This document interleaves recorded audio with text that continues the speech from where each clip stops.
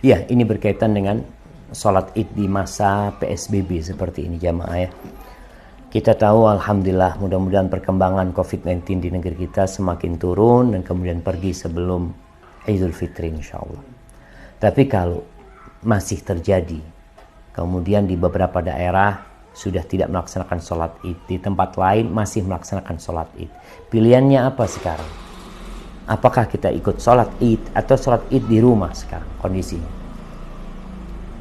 Kalau mereka yang melaksanakan sholat Idul Fitri berdasarkan arahan dari pemerintah, himbauan, kemudian juga dari para ulama, ya kita mau hadir di sana apabila memang kondisinya memungkinkan di sana social distancing, umpamanya jaraknya jauh-jauh dan kita bisa untuk tidak menjadi penular kepada yang lain dan kita juga tidak tertular, mungkin itu masih bisa menjadi pilihan.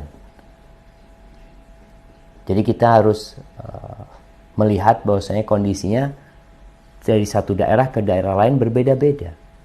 Jadi kalau ada daerah yang mengadakan sholat id, kemudian mereka juga menjaga diri, kemudian kita mau hadir, tafadhol. Tapi kalau kita takut, karena sejatinya pemerintah masih mengatakan zona merah ya, apalagi bicara id fitri ini udah banyak orang yang mudik, orang mudik di dalam truk, mudik di dalam macam-macam yang kita nggak tahu kondisi mereka.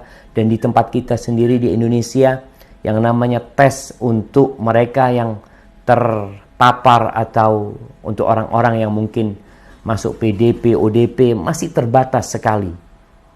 Maka kalau tetap memilih sholat di rumah, Ana rasa itu nggak ada masalah. Sehingga Ana ingin semuanya umat Islam berusaha untuk menjaga hati. Ketika ada yang memaksa untuk sholat id, mereka dengan kondisi tadi social distancing, jaraknya jauh-jauh umpamanya, ya kita tidak perlu kemudian menyalahkan mereka atau memaki mereka. Ya sudahlah, mereka akan dihisap sendiri. Dan kita sendiri yang mungkin gak mau sholat id tidak perlu saling mengolok-olokkan dalam kondisi seperti ini.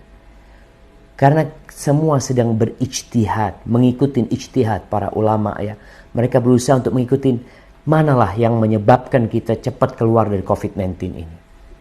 Hadza wallahu a'lam bissawab. Jadi, Ana rasa ketika anti mau sholat di rumah karena kondisi memang belum memperkenankan untuk datang ke sana dan masih menakutkan, nggak ada masalah nanti tetap di rumah. Tapi untuk mereka yang mungkin mau sholat di sana, ya hendaklah tetap berusaha untuk mengikuti arahan pemerintah, himbauan para ulama agar kita cepat keluar dari COVID-19 ini. Hadza wallahu a'lam bissawab jamaah. Itu yang bisa Ana sampaikan pada kesempatan kali ini.